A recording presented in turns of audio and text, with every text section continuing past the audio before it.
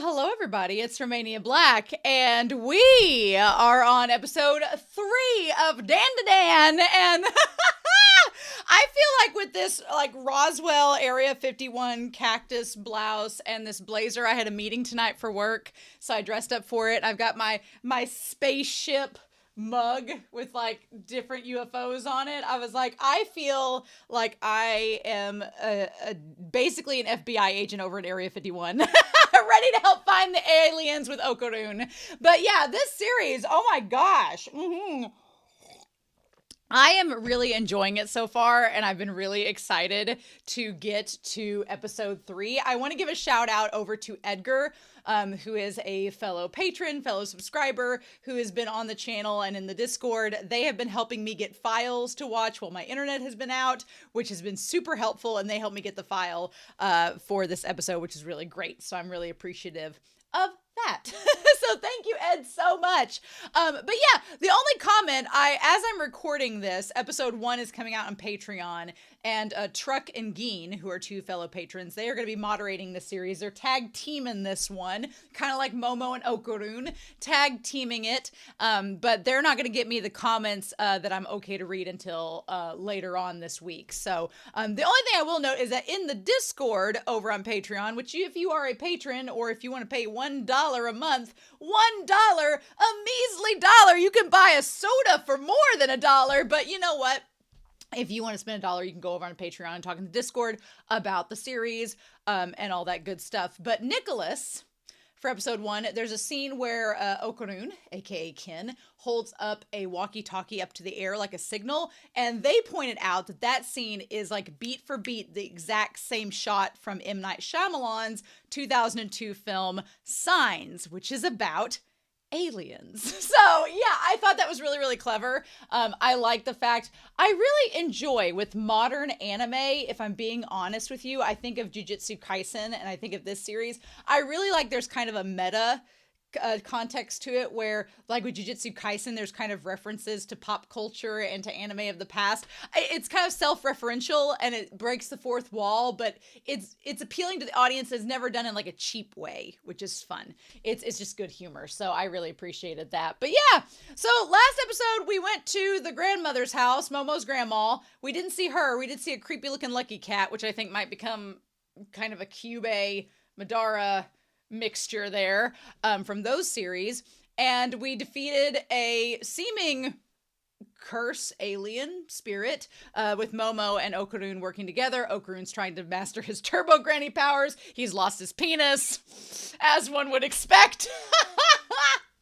But we haven't seen the grandmother, and the cat is just a little statue right now, so I'm curious, based on the OP, what we're going to get out of that. So that's what I'm curious about. So it's gonna be interesting seeing how that all goes down.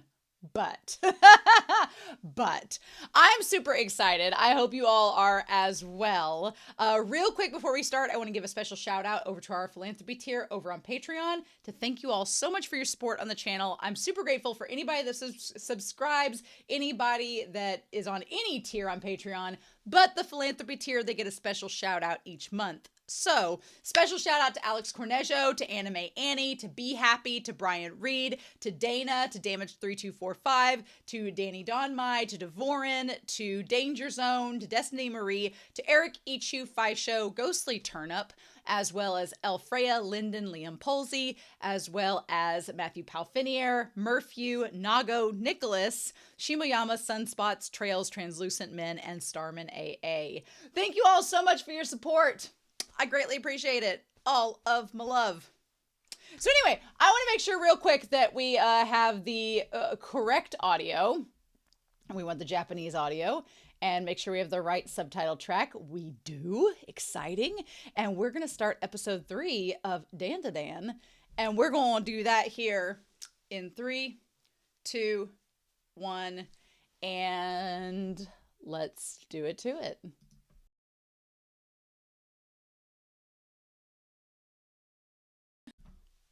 Well, so we meet the grandmother. This series is interesting This series is interesting, and I like exploring the concept of it. I did look up before starting this discussion because I wanted to make sure. I'm like, is the mangaka for this series a man? It is a man, and it is very obvious that it's a man. And I don't want to talk about that too. We talked a little bit about it yesterday. There's nothing wrong with that. Most of the manga I read are, well, most of them, well, I take that back. I would say it's 50-50. I think I'm split. I think half the manga I read are from men, half of them are for women. And there is, I want to make note that this is shonen. It is very shonen. I appreciate what it's doing, but I'm going to be 100 with you all through all of this. The parts of it that toe the line, the parts of it that I'm like, okay, we'll keep it classy, and the parts of it that I'm like, okay, gratuity, and then the parts of it that I'm like, okay, I really like what we're doing with this. But it's so interesting that we do a lot of subversion of gender normative tropes and things in this series, and I really like it. But I want to talk about the granny. Oh my God. So the granny that we start out with, right? With the mask and everything saying, is your age 27? The guy's like, I'm 20. Now, so the thing is, it comes out that she was correct in her predictions. The kid lied. So for example, the idol's like, oh, I'm 20, not 27. Well, you can lie about your age to make yourself seem younger. And that seems like maybe what he did. And then says, you have a wife and child. And he says, I live alone, which is a lie. We find out later he has a kid. And apparently in Japan, I'm not from Japan. I'm from the United States. And so, but I've had people tell me through comments that in Japan, the voice actors and idols and everything, their celebrities there are very private in nature, typically with their personal information. Like a lot of mangaka wear masks because they don't want people to know their identity, which I don't blame them, you know. So this idol said, no, I live alone, which could be true, but they went around the question of, do you have a wife and child? And they're like, oh no, I live alone. Well, you might live alone while you're working, but that didn't answer the question of whether you had a wife or child. So, but basically, a lot of celebrities, they can go for, as people have commented in the comments, they can go for up to 10 years without saying that they've even been married. Like they could get married and have a kid and go for a decade without telling anybody and then be like, oh yeah, by the way, I'm married and have a kid. And it's like, what? So that is not surprising and why it would be like a big scandal. And then said, do you like curry? I love the metal claws that the granny has. The metal claws around the crystal ball and says, I like ramen. And the grandma's like, bullshit, you do. So it says, can psychic powers expose? The moment I saw psychic and the white hair, I thought, oh, this could be the grandmother because we don't know any other mediums that have similar white hair than the one that's Momo's grandma. Now, Momo failed to mention that her grandmother is a TV celebrity.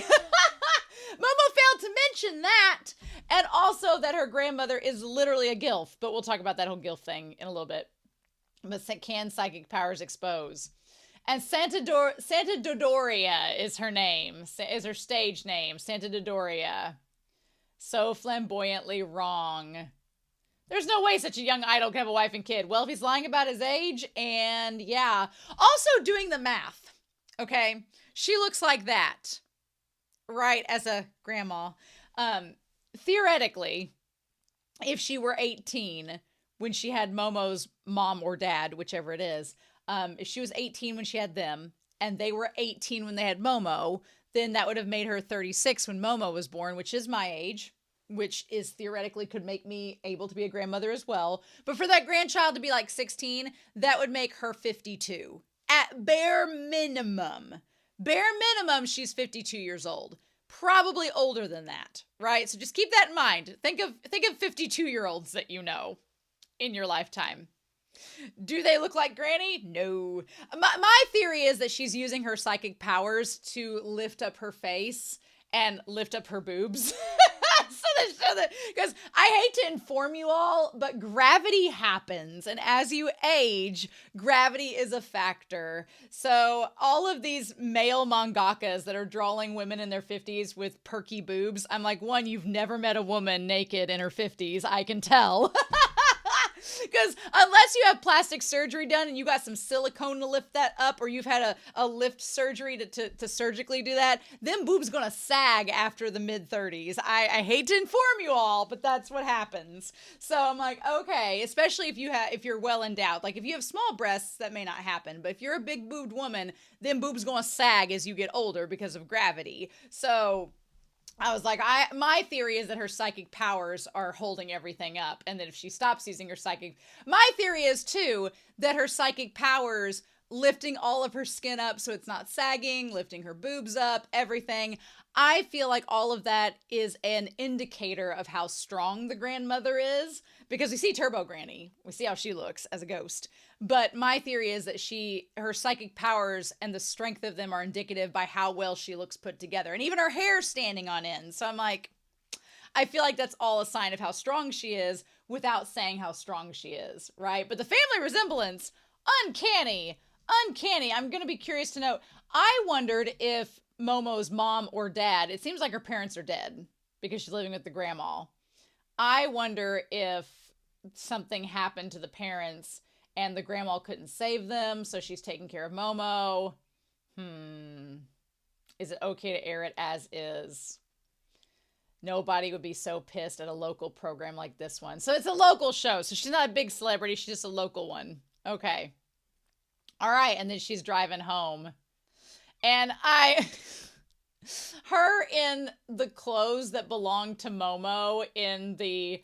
it very much reminds me of the middle-aged woman that is trying her hardest to relate to the youths and doesn't dress age-appropriate. And here's the thing, there is nothing wrong with her wearing nothing but a cardigan and a varsity jacket. There is nothing wrong with that. I'm not so much of a prude to say that there's not. The practicality of it is out the window, to be fair. And it very much is one of those moments. There's the moment of her fighting Turbo Granny, but then there's the moment where she has this like dominatrix leather, this like strappy bralette thing underneath her cardigan, and she's like posed on the side watching TV with her cleavage and everything. It was like, I felt like I was back in Bleach. I was back looking at a Tyke Kubo presentation, because Tyke Kubo, God, can we sexify these female characters enough? I don't think so. I think we can do it even further. It was just one of those moments where if you're a female reader and you've been inundated with this like imagery your entire life, you just look at it and go, ah, yes, the male gaze. Nice to see you again, sir. I'm just saying, where's our male characters walking around with their bulge out if we're going to do that, or their ass being tight in their pants? Why don't we do that, gentlemen? Let's do some equality here, shall we? Maybe we will. Maybe we'll have a male character that we get to see as hot ass and some bulge. Maybe, if we're going to have equal standards, but I highly doubt that. So we'll see, because that would be indecent. We don't want to expose the vulnerability of a male character that way. So we're going to talk about that as we go. But it was very much, as soon as I saw her with like the boobs out and all that, I'm like, oh, you're drawn by a man. Let's, and nothing against it, but I'm just saying, yeah. But I do appreciate, I like a lot about her design. I like the bat that becomes the pencil is my favorite aspect about her uniform. I love her character design with the bat that turns into a pencil that you can draw the different circles and everything. I love that. I love the hair. I love that she's always smoking the cigarette. She's like the grandmother that just chain smokes all day, has the half moon glasses. I love that design. And I'm not opposed to her wearing the not age appropriate younger varsity drag dress, but it just is very much, it's not practical at all. It's kind of like when you play those RPGs and like the warrior woman is in armor that like is not defensive at all and is just like showing her cleavage and everything and her ass hanging out. And you're like, how is this practical for battle? The answer is it's not. But we got to get that quota in, don't we? So I do like that she gets out early because she doesn't want the driver to get near where her granddaughter is being attacked by the Turbo Granny ghost. You could tell she could sense that from ahead of time, wanted to get out of there and back there before that ended up happening. So again, we skirt the line ever so closely. My thing is, and this is the one inconsistency of the moment, Turbo Granny as the body like skaking and doing the leg thing and looking like they're gonna grope and then holding up her so that there's the underwear shot. That doesn't make sense because Turbo Granny wants weenies. They ain't after the pussy. They want a weenie. So there's nothing there, and Turbo Granny knows that. So it's literally just a panty shot and a tintillating shot just because male gaze. That's literally what it is. And you could argue that it's because Okarun is the one possessed by Turbo Granny and it's feeding into his carnal desires. You could make that argument, sure, but Turbo Granny's taken over him. So how much is Turbo Granny? How much is Okarun? That's like, and Kin, aka Okarun, he seems like he is trying to be kind of prudish and timid about it when he's not possessed, and we'll talk about that later on in the temple scene about how him and Momo's their personalities are kind of gender subversions. But it's just I'm glad that's as far as we went. We towed the line, and then Granny came in to do Granny versus Granny, which I really appreciate. I was like, the grandmother is a mixture. Dodoria is a mixture of oh my gosh, Nobara. There we go. Nobara from Jujutsu Kaisen with the nails, and Gojo and Kakashi. All wrapped up together, right? All wrapped up together, but not a wrinkle in sight, mind you, which is why I think her psychic powers hold it all up. And she's insanely strong. She wants to deny everything, and it's like, oh, me? Strong? No, I can't possibly do anything. But I'm like, girl. And she's like, I thought you'd brought over yet another scumbag, but this isn't even human. I love it. I love the grandmother's like, I don't approve of any of these boys you're bringing over. I want her to like Okarun, though. And I think by the end of the episode, she does realize that Okarun is a good kid. He's like, oh, poor kid's possessed. But it's a granny versus granny clash. I do like her cape. I like her cape being there and her cigarette hanging out the entire time. It's very badass. I like it. All I could think about as this battle was going on and she was drawing the circles and the grandmother was talking about taking weenies and everything, all I could think about was, could you imagine if Natsume's Book of Friends went this route? If Natsume had his weenie taken from a yokai that was possessing him? No, but damn. It's funny, I'm watching both those shows. Also, R.I.P. to Okarun's shoes. R.I.P. to them sneakers getting completely torn out. So the grandmother makes these barriers, right? The grandmother makes these barriers. And she says that she's going to take on Turbo Granny and basically fight her, but make it to where that she can't kill her as she's trapped within the barriers. I like the explanation that they give, saying that she utilizes the gods and the spirits of that particular area. Just like Turbo Granny kind of functions within her own territory, so does this Granny Dodoria functions within hers. I really like that. I like the explanation of that. That makes sense. It makes me wonder if, since Momo unlocked her powers in the spaceship, if that will make the spaceship kind of her territory because it has a special place in her mind as being the place where her powers kind of originated and started from.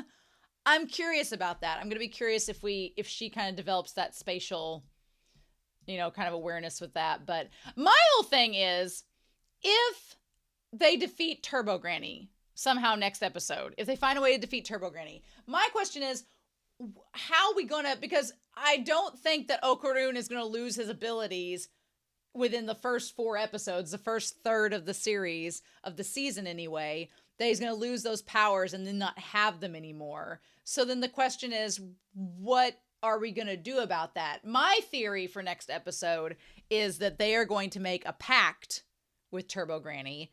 They are going to defeat her in battle in the tunnel somehow, and then make a pact with her, being like, Turbo Granny will be like, wait, I want to get out of this tunnel. I want to go see the world.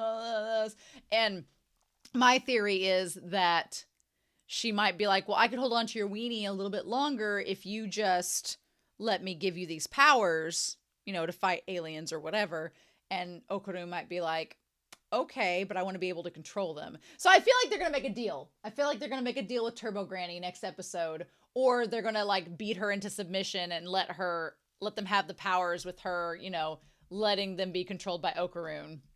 So, but yeah, I love that she's like, if anybody threatens my grandkid, I'm gonna punish them no matter who they are. So then we go back to Momo's room. I like Momo's room as this mixture of pinks and cutesy pillows with the Ken Takakura posters and everything. I love that. I love the mixture of that and the leopard print and everything. Super cute. So yeah, this is what I'm talking about. When she's sitting there in the seductive pose, holding her cigarette, and she literally has like this strappy brawl thing, which if you've ever worn something like that, I've worn something like that. It's not comfortable. You don't lounge around your room watching daytime TV shows wearing that outfit. I'm sorry, you don't. Again, the moment I saw that, I went, oh, this is drawn by a man. Yes, of course. He would not understand the struggles of female anatomy in such costumes. Okay, sure thing. But I have nothing wrong with her being sexy. I have nothing wrong with her being sexy. There's just, I feel like when female mangaka do series like this and they make their female characters sexy, there is a thought to the practicality of it all. There is a thought to the practicality of fashion. There's a thought to the practicality of, okay, we're going to make them sexy, but we're also going to do like this for their character. This was just, it felt like Tite Kubo, I'm going to make her have giant boobs and sit in suggestive poses, but it's okay. We can't do this with Momo because Momo's a minor, but we can do this with the grandma because she's old enough. Like it was very transparent. And it felt very obvious. And I was like, oh, it was like a common denominator moment. But I like the grandma, so I'm not mad about it. But it's one of those moments where I'm going to call it out if I see it. So what is interesting to me in this conversation with Momo and the grandmother is that they talk about spiritual hotspots. And Momo reveals that she and her grandmother, they talk quite a bit about psychic powers and spirituality and all of this. Like they say they don't believe goats and aliens and stuff like that, but they talk about psychic powers. They have a lingo between one another, which is a lot more than I expected going in. I thought going in that Momo had not really talked to her grandmother about psychic terminology or about her own situation, but that does not seem to be the case, which is very fascinating to me. And then she says, I want to help a friend. And she says, why? Because we were talking and that's how things ended up. And then, of course, the grandma's like, sure, young love. I think Momo does like Okarun, but, you know, she's a teenager.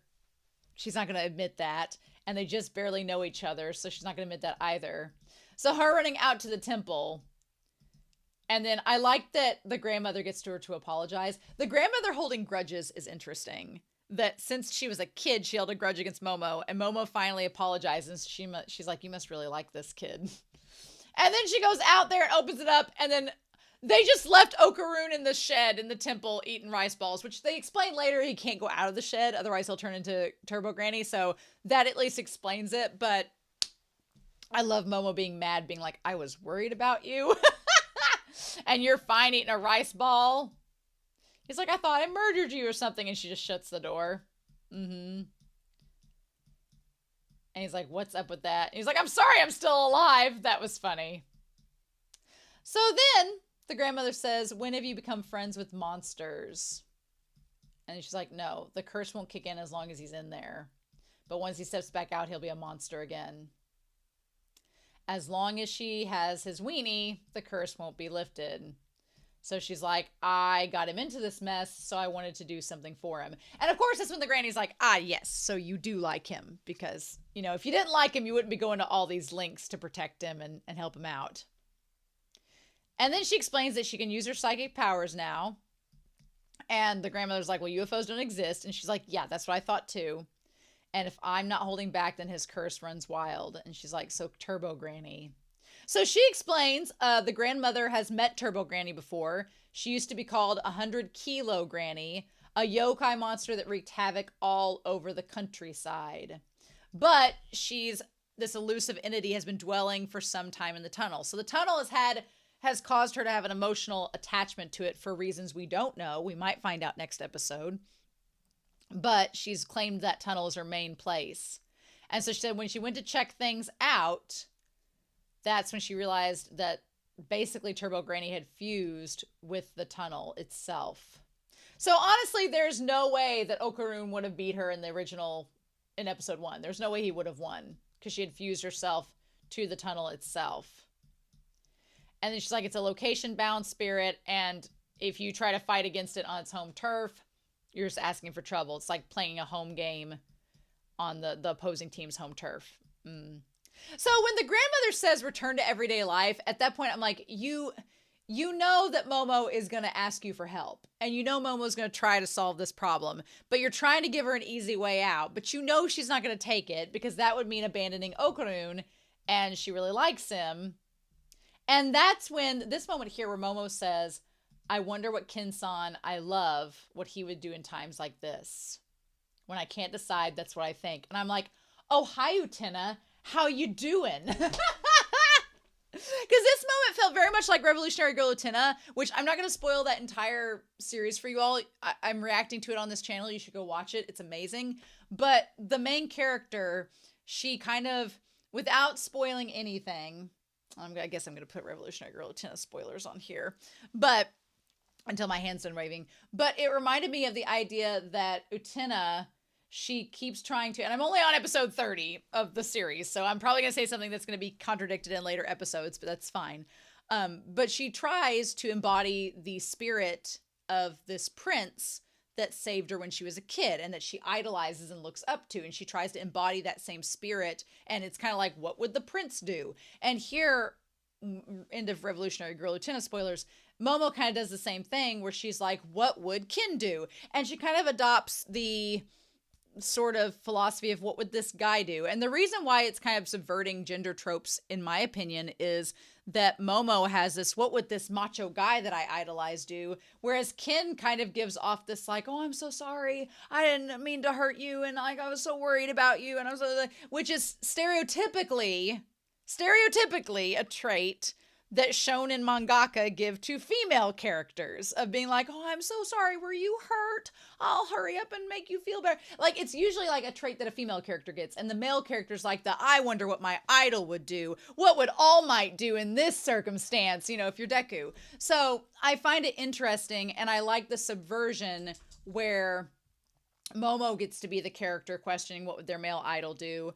And Kin, aka Okarun, is the one that's more worried about the emotional state of their relationship and things like that. I mean, there's definitely ways that both of them can be strengthened. I think that one, Momo needs to not rely on no man and realize she's her own person. She doesn't have to rely on what Ken Takakura would do. She should think of what Momo should do and go from there. And then the second thing is, I think that Okarun can find a way to be concerned about someone's emotional well-being without being so timid and meek about it. Like, you can be concerned about somebody's well-being without being like, well, I just wish, and I love Okarun, but I feel like both of their characters, and we're right at the start of the series, so I feel like both their characters have a ways to go to learn, how do I become a stronger person as I am subverting these gender heteronormative tropes. I really like it. I think it's asking really good questions. And because it's flipped the gender, it changes the way that we perceive these characters and we think about these norms that stereotypically in narratives are given to the opposite gender. So I'm all for it. I'm like, yes, let's see these characters develop. I'm here for that. And so she's like, y'all need to train. The granny believes that Momo is absolutely in love with Okarun, which is fine, but she talks about them having to train. She's like, we need to make sure we're going to basically play tag, lure Turbo Granny outside her territory, and that's going to let you all be able to take her on. Now, that seems like a tall order. I don't know how they're going to get her out of that tunnel if that's her home turf, and I don't know how they're going to lure her outside the tunnel to overtake her in the next episode, so we're going to see how that happens.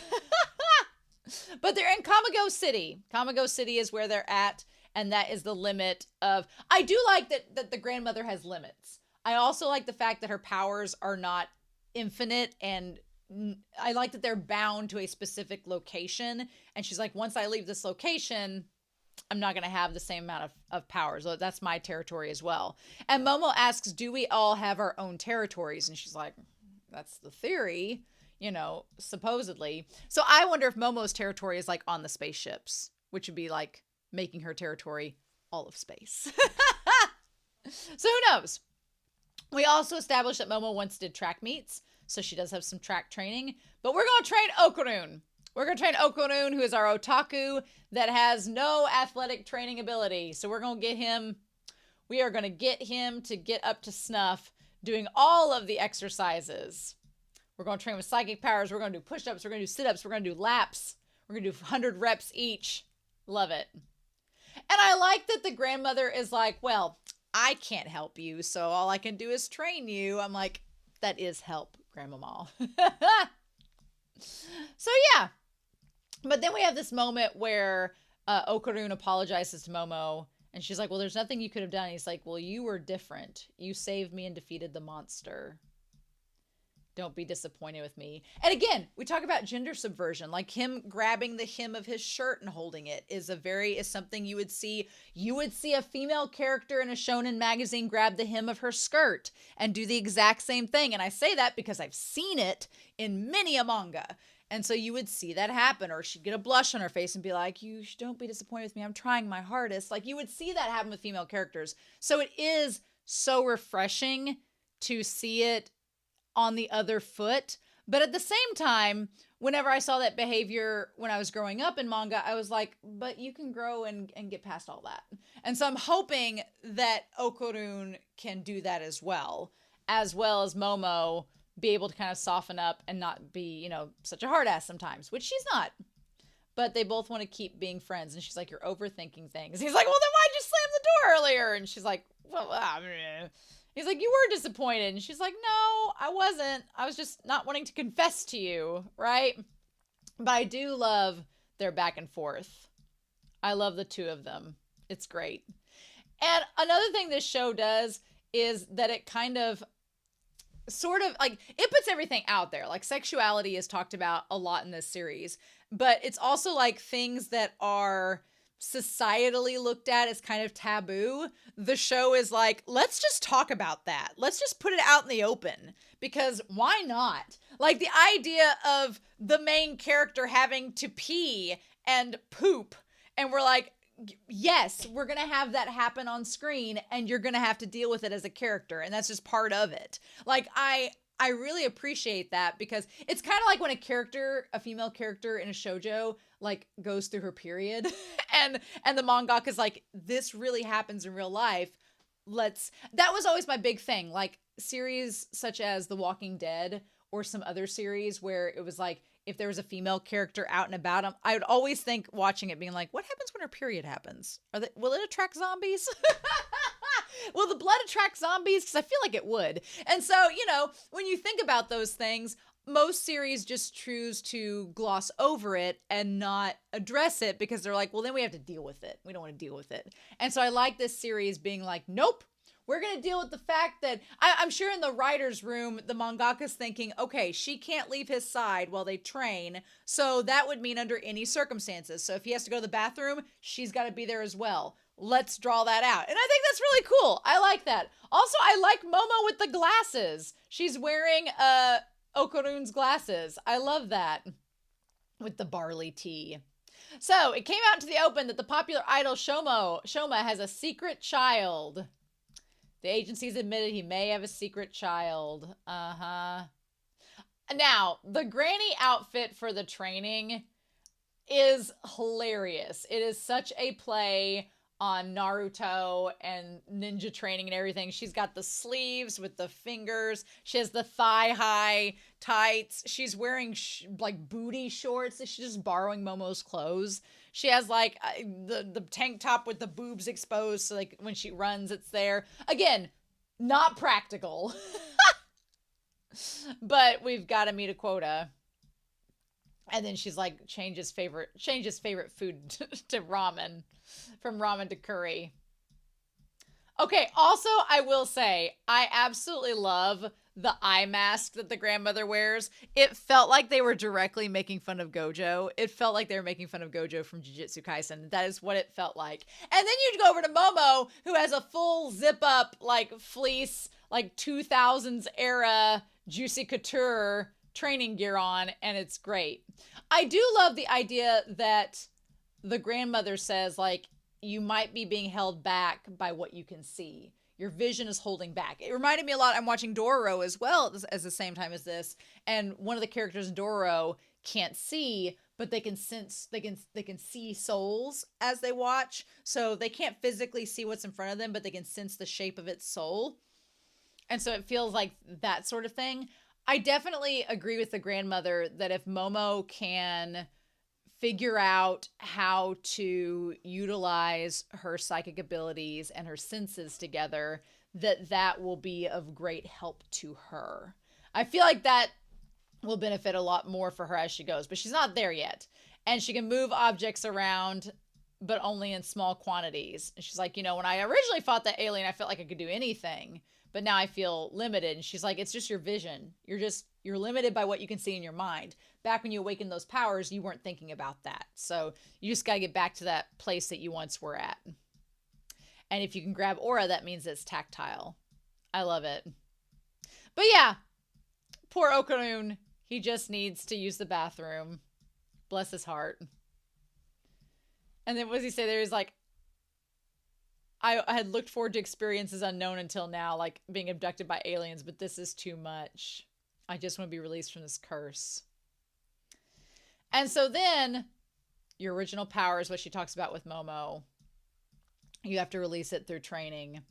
Well, then she doesn't take her mind off of Turbo Granny, and Turbo Granny takes control of the room. A little bit freaky that she talks about making the grandmother die by a stroke or a heart attack and has her ears and nose bleeding. That part was terrifying. The grandmother, I'm surprised she wasn't a little bit more freaked out in the moment after she got snapped out of it, but maybe she's like, well, there's nothing I could do. She's like, my curse is contagious through this brat. Any human this brat sees, he could curse to death. Well, wouldn't that include Momo? Because he's seen her? Wouldn't that be it? Why isn't she being cursed? I guess because of her psychic powers. She's like, does your head hurt?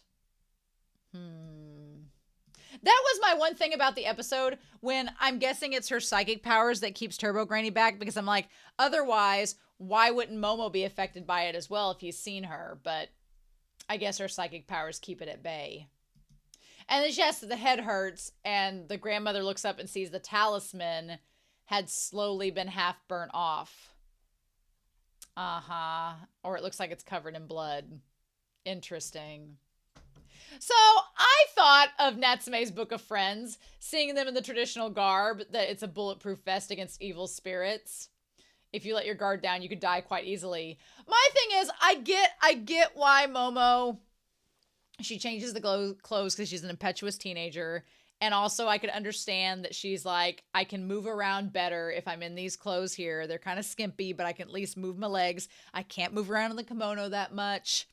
Whatever.